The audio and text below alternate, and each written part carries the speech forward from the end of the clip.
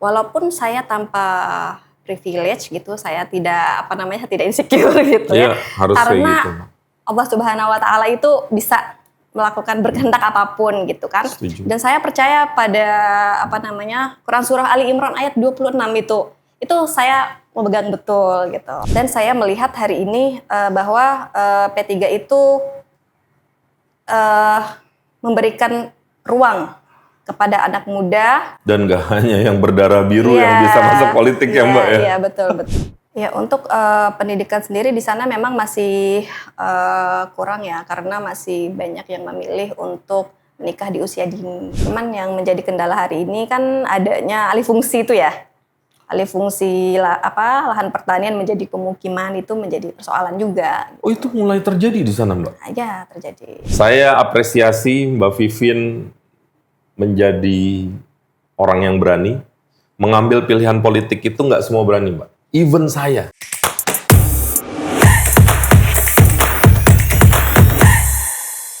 Assalamualaikum warahmatullahi wabarakatuh. Waalaikumsalam warahmatullahi wabarakatuh. Kurang semangat nih. Assalamualaikum warahmatullahi wabarakatuh. Waalaikumsalam warahmatullahi wabarakatuh. Berasa masih pagi ya Mbak Vivien ya. Teman-teman, terima kasih sudah menyaksikan kembali channel ini. Dan kami kembali mengundang calon anggota legislatif. Hari ini kami kembali mengundang yang muda, tetapi nggak sembarang muda karena menurut saya dia scholar ya, pendidik dan mencintai pendidikan. Sampai sekarang masih mencoba menyelesaikan doktoral di Jakarta. Dan di samping aktivitas tersebut, beliau mencoba mengabdikan diri di sektor politik. Langsung saya perkenalkan, bersama saya ada Mbak Vivien Pratiwi. Assalamualaikum Mbak. Waalaikumsalam warahmatullahi wabarakatuh. Mas Imam. Jangan tegang-tegang lah. Itu kamera itu ini doang Mbak. Properti Mbak. Itu nggak nyala kok Mbak. Waalaikumsalam. Mbak Vivien makasih ya udah datang ya. Mbak Vivien, ini ngobrol-ngobrol aja. Kita cuman kepengen ngenalin Mbak Vivien ke masyarakat yang lebih luas aja. Ya kan sebagian tentu sudah mengenal karena Mbak Vivien mungkin turun di dapil, ngobrol sama masyarakat ya. Tapi mungkin sebagian belum mengenal. Karenanya media sosial kan dianggap sarana yang efektif ya. Sebagian besar kita sekarang megang gadget, sebagian besar kita sekarang nonton apa-apa, termasuk informasi politik kan juga dari gadget. Makanya kita coba masuk ke situ. Mbak, aku minta tolong Mbak Vivien, boleh nggak tolong kenalin diri sedikit. Mbak Vivien tuh sebenarnya siapa, portofolionya apa. Kemudian kalau boleh nanti saya juga mau menggali kenapa Mbak Vivien terfikir masuk ke ranah politik. Silakan Mbak. Ya, terima kasih Mas Imam. Assalamualaikum warahmatullahi wabarakatuh. Waalaikumsalam warahmatullahi wabarakatuh. Perkenalkan, nama saya Vivien Pratiwi. Saya asli dari Nusa Tenggara Barat. Aduh, saya kan guru. Enggak usah. Dari Nusa Tenggara Barat? Iya, saya asli dari Nusa Tenggara Barat. Dan saat ini saya sedang menempuh pendidikan doktor di Universitas Negeri Jakarta. Gitu. Mbak Vivien ini ngambil jurusan apa? Pendidikan ya Mbak? Pendidikan, iya. Manajemen pendidikan. Kenapa suka ngambil pendidikan Mbak? Karena saya mencintai pendidikan. Saya juga ingin mengamalkan ya hadis Nabi yang mengatakan bahwa tuntutlah ilmu dari buayan hingga liang lahap gitu. Jadi salah satu jalan saya ya menempuh pendidikan formal dulu gitu. Jadi sambil belajar di dunia pendidikan itu juga seperti apa, dan juga tetap di luar itu juga kita belajar tentang kehidupan yang lainnya gitu. Mbak, calling kepengen tahu lebih banyak soal pendidikan tuh kapan Mbak? Kan ini stereotype orang nih, kan kalau ditanya nih anak-anak kecil, mau jadi apa, dokter, mau jadi apa, insinyur gitu ya. Kenapa Mbak kepikiran, dunia pendidikan? Karena saya itu sejak kecil ya memang sudah merantau. Begitu, sudah merantau saya tamat SD, saya dari kampung, dari NTB, saya merantau ke Pulau Jawa untuk sekolah. Benar-benar sendiri Mbak? Benar-benar sendiri. Wow. Gitu, di pesantren gitu. Oke.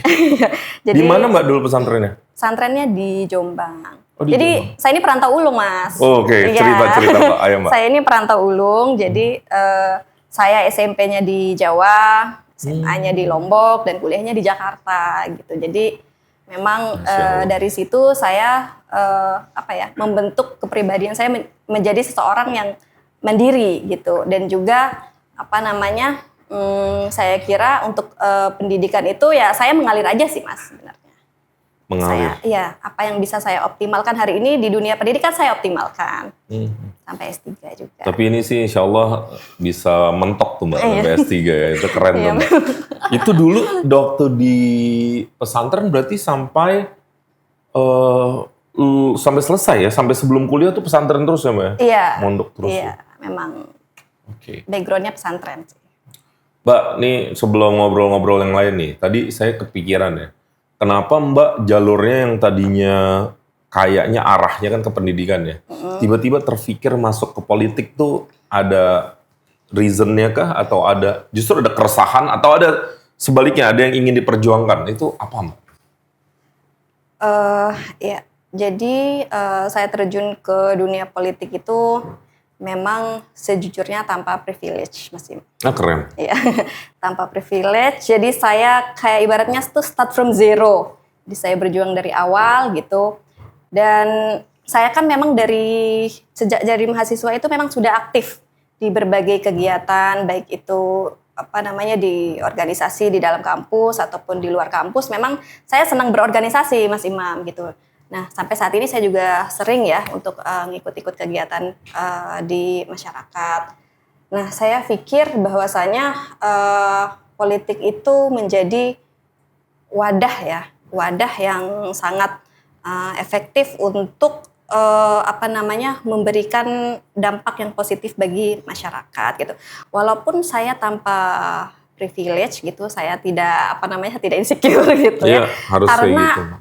Allah Subhanahu wa taala itu bisa melakukan berkehendak apapun gitu kan. Setuju. Dan saya percaya pada Quran surah Ali Imran ayat 26 itu saya memegang betul gitu. Ayo Mbak ceritain Ali Imran 26 tuh isinya apa? Ali Imran ayat 26 nih. Ya enggak minimal yang Mbak maknai itu apanya? Ya.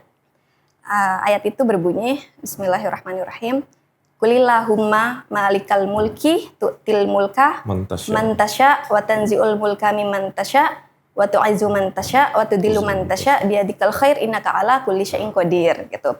Jadi Allah itu bisa berkehendak memberikan kemuliaan kepada siapapun yang dikehendaki, memberikan kekuasaan kepada siapapun yang dikehendaki gitu, atau bisa mencabut kekuasaan itu dari siapapun yang dikehendaki begitu. Keren. Mas Gatot, coba diulang. Jadi itu Ali Imran ayat 26 ya Mbak? Ali Imran ayat 26. Jadi landasan, ya. Kita berpolitik itu kan tentu ada dasarnya. Memang di dalam Al-Quran itu kan kita tidak ada ayat yang kamu berpolitik memerintahkan kita untuk berpolitik tuh memang tidak ada. Tetapi yang bersinggungan, yang berkaitan dengan itu banyak ayat-ayatnya. Jadi untuk apa kita tidak ingin terjun di dunia politik sedangkan Al-Quran membahas politik gitu.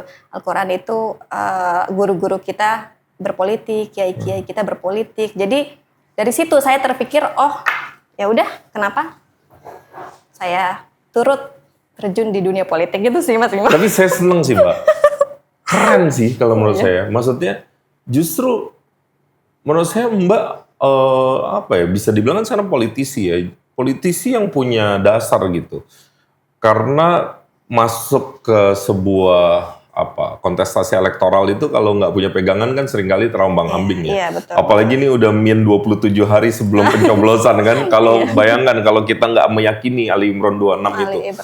Kita kebingungan, aduh nanti terpilih atau enggak. Padahal di ayat itu Allah udah jelaskan kan siapa yang akan diberikan dan siapa yang bisa dicabut kalau Allah berkenan. Iya, betul. Terima kasih Mbak sudah mengingatkan. Mudah-mudahan nih teman-teman yang menyaksikan kita di rumah nih Mbak Vivin udah sharing dan menurut saya itu landasan yang kokoh ya. Kenapa politik itu penting? Politik itu bisa berpengaruh dalam semua elemen kehidupan kita ya Mbak ya. Iya, betul. Dari kelahiran sampai kematian itu sebenarnya kan diatur ya melalui politik sebenarnya secara tidak langsung. Jadi politik itu bermain di berbagai lini kehidupan kita, Mas Iman. Mbak, aku mau belajar lagi dari Mbak Vivin. Kalau Mbak kenapa masuk P3 dan apa yang Mbak lihat dari P3 ini? Bebas saja Mbak, ini nggak ada benar nggak ada salah, nggak ada benar nggak ada salah. Iya. Alasan saya untuk berkelabuh kan, melabuhkan diri saya ke P3 itu karena saya melihat bahwa partai P3 ini adalah partai yang pantas untuk dipilih. Alhamdulillah. Iya. Gitu. Partai P3 adalah partai legend yang sudah ada sejak tahun 1973 ya. Jadi usianya sudah 51 tahun. Ya. Tentu dari segi usia, dari segi pengalaman, dan juga dari segi daya juang ini lebih unggul dibandingkan dengan partai-partai yang lainnya. Dan saya melihat hari ini bahwa P3 itu memberikan ruang kepada anak muda untuk berkembang dan juga turut serta ya untuk berkontribusi untuk kemajuan bangsa. Jadi dia terbuka gitu kepada anak muda. Dan gak hanya yang berdarah biru yang bisa masuk politik ya Mbak ya. Iya betul. Itu penting. Program-programnya juga jelas gitu P3 dan konsisten gitu untuk mensejahterakan masyarakat, mendorong untuk menjaga persatuan, pembangunan itu konsisten P3 itu. Komitmennya kuat gitu. Undang-undang pesantren semua itu kan diperjuangkan pesantren iya juga. Betul. Terus kalau saya nih ngeliat P3 Mbak, platformnya tuh menarik ya, terutama buat saya pribadi ya, karena landasan perjuangannya misalnya ada 6 prinsip perjuangan tuh, nomor satunya ibadah, nomor 2-nya amar ma'ruf nahi mungkar, terus sampai istiqomah. Gitu. Sampai istiqomah ada 6 itu. Dan dahsyat sih buat saya, maksudnya platform partai seperti ini kan jarang ya saya lihat atau saya temui. Iya. Jadi cocok lah. Oke, Mbak, sekarang kita ngobrolin dapil nih. Kan Mbak Vivin tentu mungkin memahami dapil ya karena emang putri daerah gitu ya, memang asli dari sana.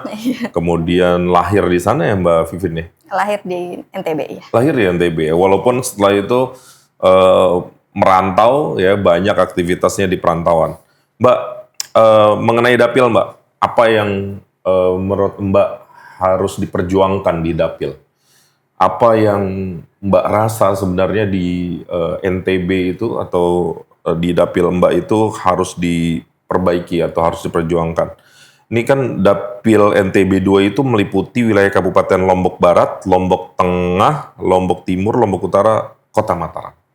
Apa yang kira-kira menurut Mbak harus diperjuangkan? Harus diperjuangkan ya.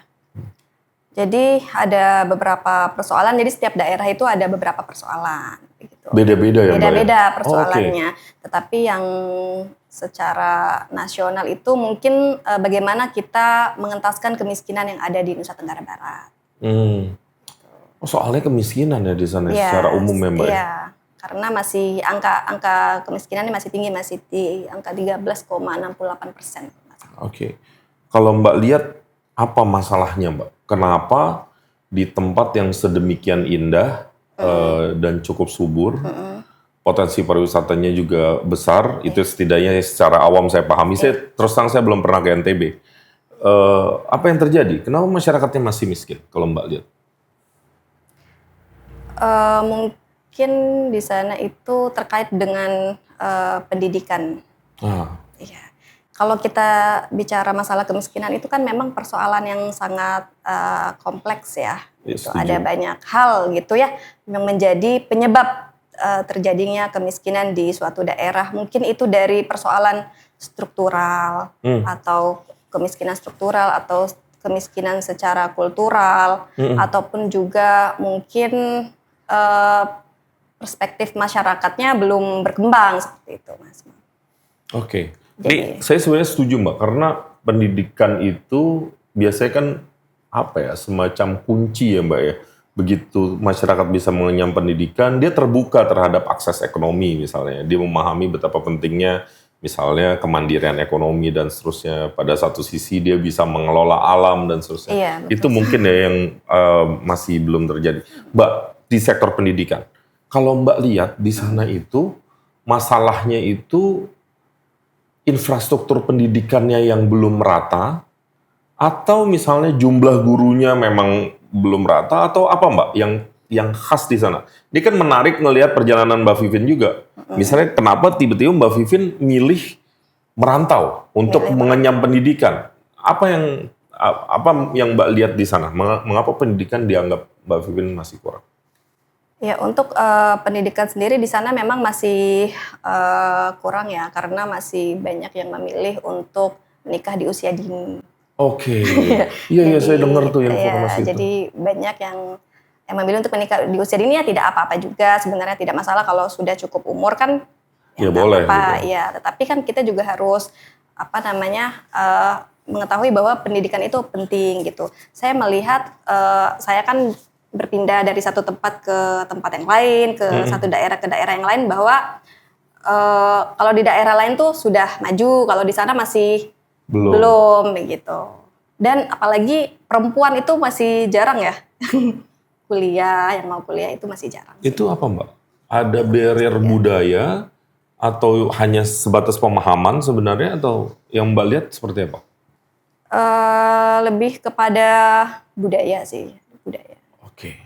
Budaya dan pemahaman juga, pemahaman masyarakat belum merata lah terkait dengan betapa pentingnya pendidikan itu.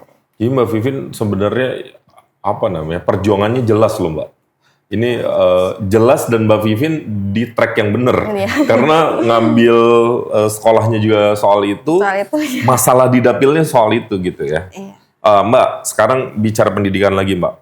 Apa yang Mbak harapkan? Ya kan, tadi masalahnya kita udah identifikasi. Kalau misalnya Mbak punya kewenangan menjadi anggota DPR RI, apa yang Mbak bayangkan atau apa yang kira-kira akan Mbak lakukan, atau komitmen apa yang ingin Mbak lakukan di dapil Mbak?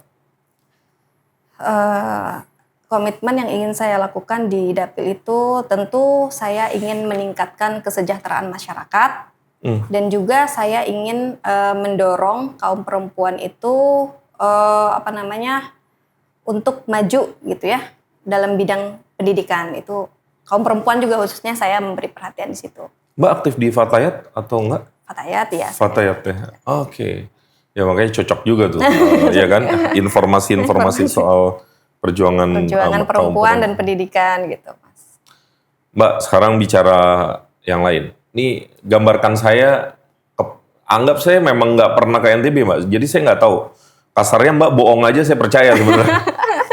Ya, itu NTB itu masyarakatnya itu hidup dari apa? Pertanian, pariwisata?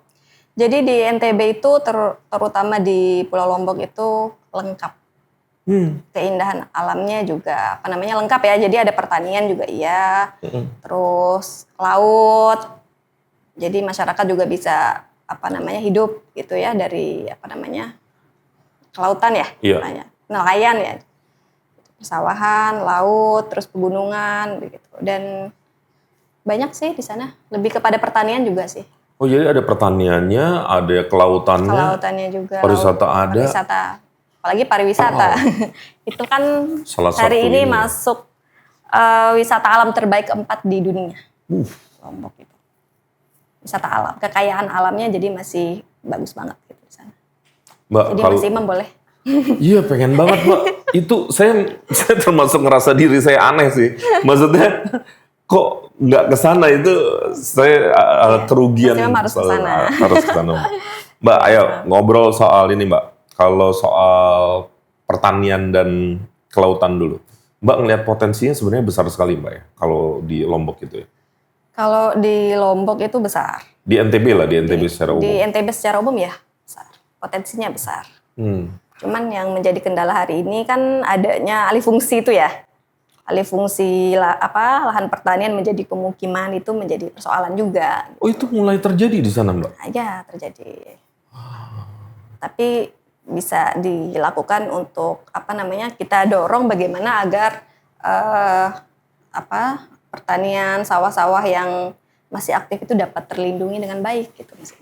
Mbak, saya ini awam ya. Kalau di sana tuh Mbak, petaninya usianya udah sepuh-sepuh atau anak-anak mudanya mau meregenerasi menjadi petani juga? Kalau yang usianya sepuh-sepuh. Sepuh ya? Iya. Anak muda belum sih. Oh itu? Saya kira belum. Itu PR tuh Mbak. Ya kan kita masih mengkonsumsi misalnya beras, tapi yang produsennya sekarang makin senior-senior nih. Iya.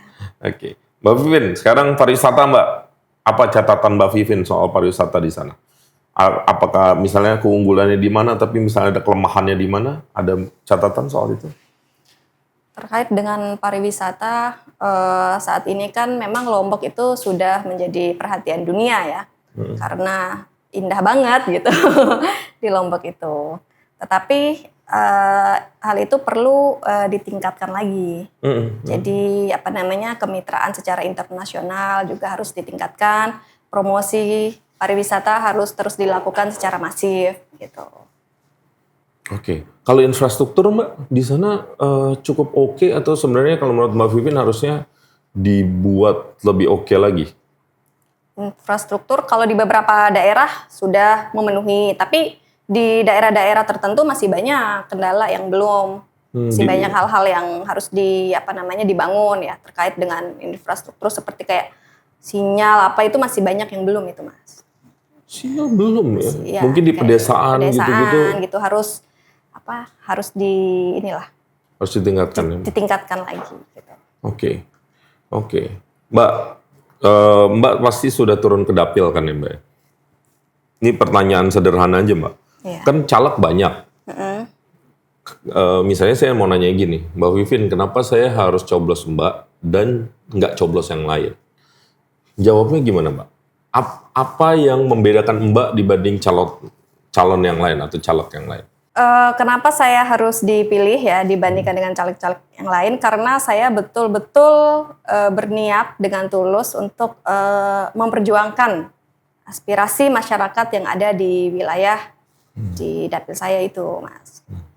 Dan saya juga dengan pengalaman-pengalaman saya ingin mendorong dan meningkatkan juga keunggulan-keunggulan yang ada di dapil itu kita tingkatkan, dan juga yang belum ya kita dorong juga gitu Mas. Grogi saya Mas. Nggak apa-apa Mbak, kita lanjut aja. Mbak, aku mau nanya gini, ini anggota dewan nih sering di stigma, biasanya itu dekat ke masyarakat kalau lagi kampanye aja. Tapi begitu jadi, dia tuh jarang turun ke dapil, susah dihubungi. Mbak berani nggak berkomitmen, Mbak bukan tipe yang kayak gitu. Mbak akan tetap humble, dalam artian rakyat akan terus bisa mengakses Mbak. Dan sehingga masyarakat itu ya setidaknya merasa ada perwakilannya. Ini kan lucu ya, kadang-kadang DPR itu labelnya wakil rakyat, tapi tidak ada di tengah-tengah masyarakat. Artinya banyak kesulitan masyarakat yang mereka mau mengeluhkan aja nggak ada salurannya. Padahal kan mungkin nggak semua bisa dibenahi, tapi sebagai saluran dia kan nggak boleh berhenti kan pada dasarnya karena dia wakil rakyat. Mbak apakah berkomitmen untuk itu? Iya, saya berkomitmen. Oke. Saya berkomitmen untuk ada bersama masyarakat dan juga bersedia untuk berkomunikasi dan juga mendengarkan apa yang menjadi kebutuhan masyarakat.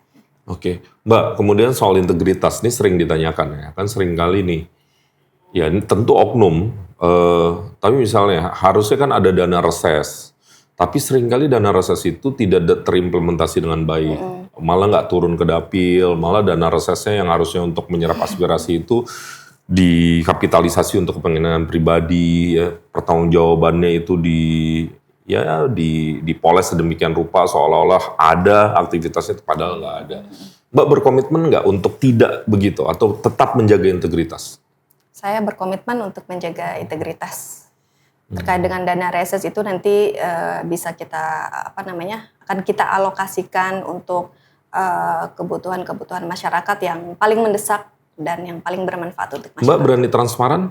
Berani. Berani ya. Dalam artian gini, Mbak belanja apa, Mbak publikasi ke publik bahwa ya ini yang no offense ya, justru saya mikir gini loh. Kita kan misalnya Pak Ahok ya. Pak Ahok itu tentu tokoh yang kontroversi ya, positif negatif ya. Tapi kalau semasa dia menjabat di DPR itu kan salah satu yang paling transparan. Perjalanan ke luar negerinya dibuka ke publik. Dana-dana yang dia dapatkan gitu ya dia buka ke publik. Nah, itu kan sebenarnya layak untuk dicontoh gitu. Mbak berani melakukan hal-hal tersebut? Seharusnya kita melakukan itu. Seharusnya para anggota dewan para pejabat itu melakukan hal seperti itu, Mas. Iya, saya setuju Mbak. Karena itu duit rakyat Mbak. Duit rakyat. Bukan duit pribadi yang duit pribadi. kita bisa suka-suka hati. Iya, ada pertanggungjawabannya. Saya bersyukur nih Mbak berani berkomitmen seperti itu. Dan kenapa saya tanya di sini? Karena begitu kita taruh ini di langit ini kan selamanya akan menjadi jejak digital. Jadi iya, jejak digital ini akan mengingatkan kita semua, termasuk Mbak Vivien juga gitu ya. Harapan kami kayak gitu. Gitu Mbak Vivien. Jadi mudah-mudahan Mbak Vivien bisa amanah gitu, itu yang kita harapkan. Mbak Vivien, ini pertanyaan cepat aja nih Mbak. Oke, ada beberapa. Ini nggak ada yang benar, nggak ada yang salah. Saya cuma pengen tahu. Mbak Vivien itu lebih senang berpikir terencana atau berpikir kreatif? Berpikir kreatif. Mbak Vivien lebih suka kolaborasi atau lebih suka one man show? Kolaborasi. Mbak Vivien lebih suka menjaga tradisi atau menerima perubahan? Menerima perubahan. Oke. Ini penting ya, karena bukan apa-apa. Kita ingin secara psikologis tuh publik tahu Mbak Vivien itu orang yang seperti apa. Mbak, sekarang nih kita masuk ke segmen yang paling akhir, namanya Hai Anak Muda.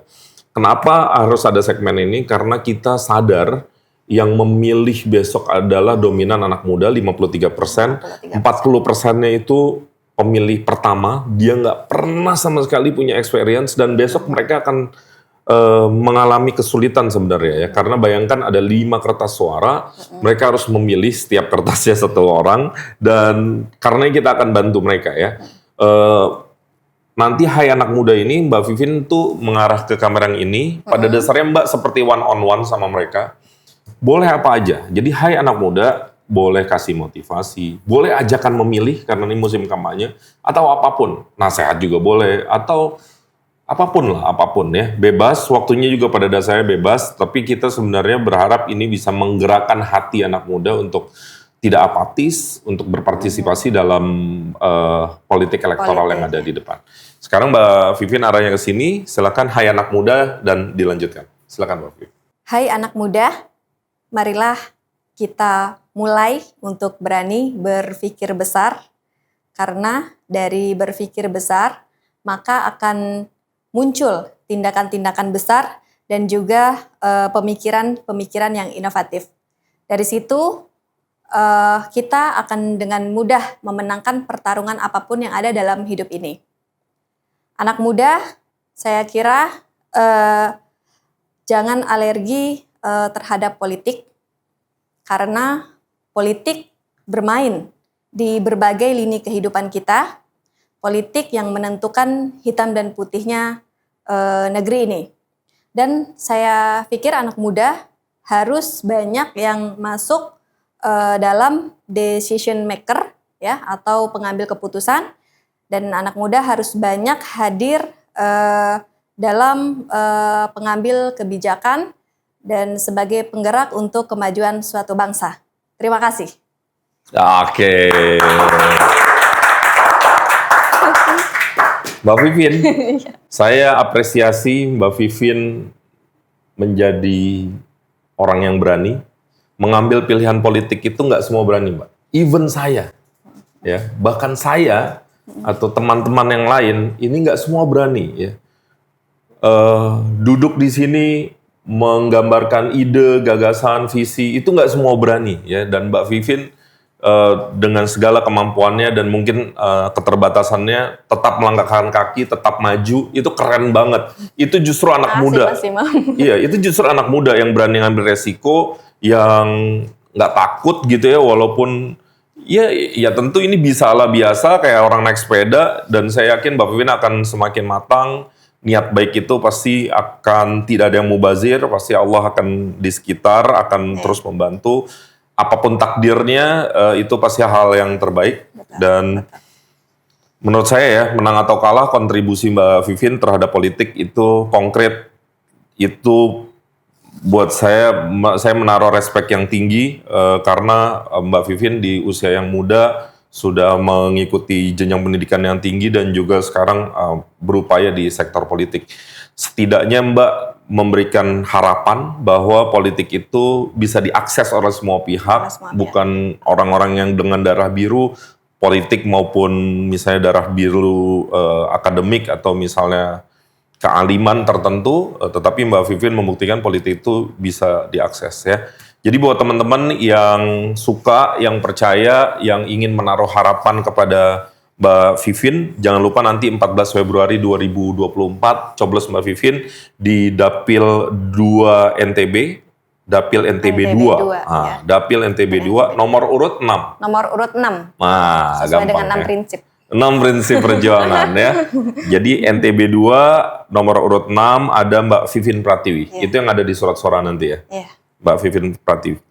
Ya, jangan lupa untuk mencoblos, jangan mager. Kalau gabut buruan aja ke kotak TPS, jangan ada di rumah terus. Coblos yang menurut kalian terbaik ya. Mbak Vivien, terima kasih sudah hadir di podcast ini. Kami berdoa yang terbaik dan kami sih tetap berharap Mbak berjuang sampai batas terjauh.